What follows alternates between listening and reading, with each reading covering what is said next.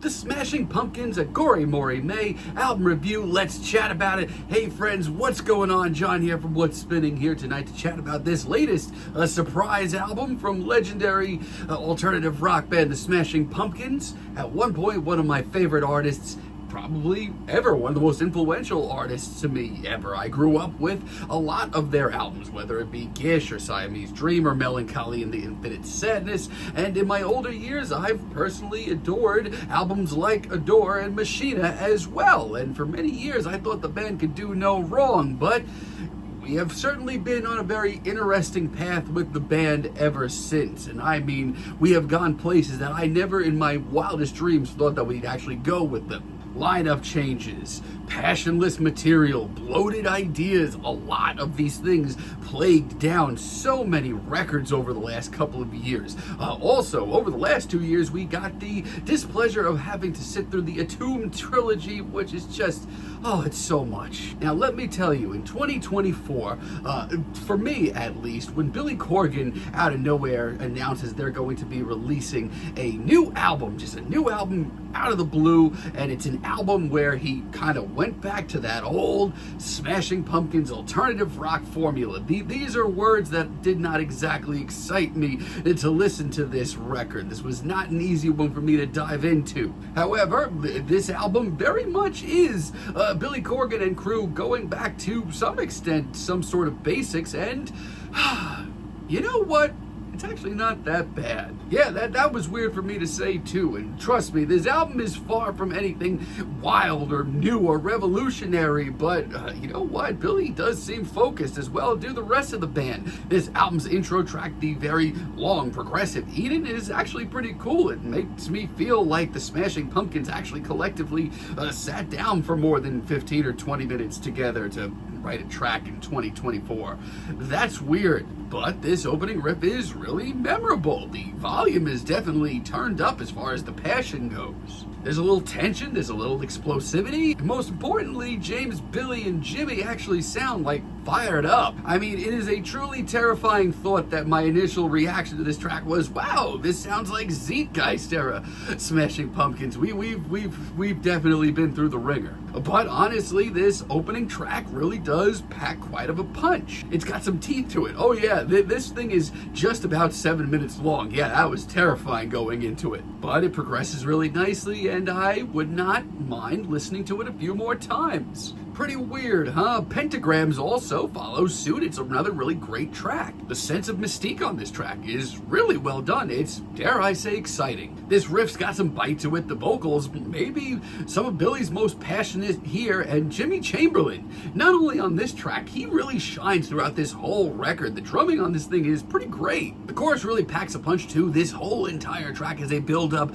to this hook, which is exactly what it should be, and it's really memorable. Dare I say, when the Pumpkins here lock in on this groove, it's pretty mesmerizing. Also, a thing that just really keeps popping up throughout this whole record is just how not bloated it sounds. The ideas are coming nicely, and hey, that guitar solo is really cool too. Sighommi is up next. This track was a single, the only single basically dropped from this record, and it's a really good one. It's passionate, it's not overblown, it's got a sense of urgency to it too, and honestly, it hit me around this point. This doesn't sound like a Billy Corgan passion project or anything. This sounds like the Smashing Pumpkins, at least to an extent. Enough to make me very happy with at least some of these tracks, and tracks like this are really catchy. I really do like Pentecost as well. As a matter of fact, the whole first leg of this album is really impressive. There's some serious restraint shown again, like the drama is on point here. The pounding drums, the soaring guitars, the strings are absolutely gorgeous. It comes together really nicely and tugs at some heartstrings that I haven't felt tugged at in a long time. Tracks like this make me happy, and dare I say,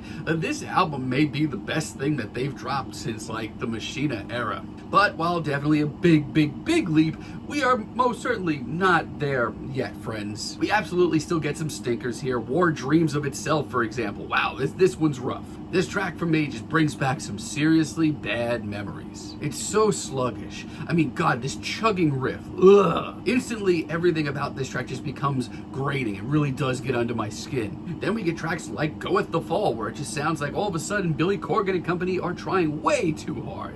mean, Billy still definitely has his head and his heart in the right place. He's still definitely going for that classic pumpkin sound, but he just doesn't have the ideas to back him up here. From a distance, yeah, it sounds right, but look a little closer. Also, lyrically, this is really not up to snuff. And Sighommi is really not that good either. I mean, I give Jimmy Chamberlin all the credit because he, once again, sounds great on this track. Some of the drum fills are awesome. Oh, but we get another chugging, slow riff and another just phoned in, very passionless performance from Billy. We're certainly not out of the woods just yet. Outside of that, though, hey, this isn't that bad. I mean, it's not perfect, but it's certainly not bad. We get tracks like Who Goes There, which is pretty decent for a stripped down tune from the Smashing Pumpkins in 2024. It has passion, it has drama, and it has heart. The pacing here is really nice, and I really actually adore the really tasteful atmospheric synths that give this a hell of a backdrop. And yeah, I'll point it out again, this is nothing groundbreaking or new from Billy Corgan, James Iha, and Jimmy Chamberlin at this point, but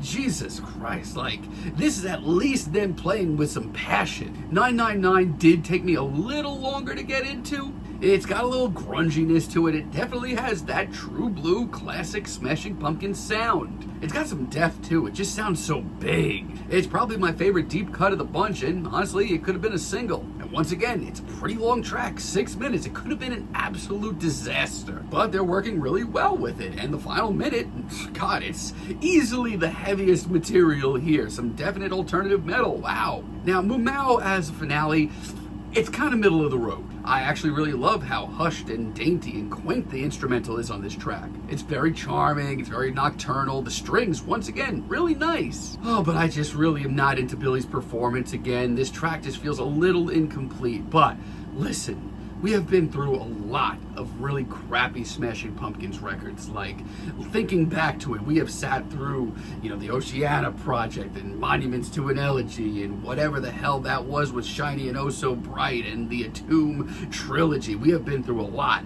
And am I saying that this record is great? No, but I will say that in 2024 we have a record from the Smashing Pumpkins with them playing with a little oomph, a little heart, and a little emotion, a lot more than usual as a matter of fact. Hell, there are some tracks on here that I genuinely can't wait to listen to, and yeah, there's times where Billy Corgan can't help himself and it's a little ridiculous, but still, overall, it's not that bad at all. I'm feeling a strong 6 on this album. Let me know what you all think down below. If you like the video, be sure to give us a like, give us a subscribe, and let me know down below what you would like for me to chat about in the future. And until next time, have a great day, friends.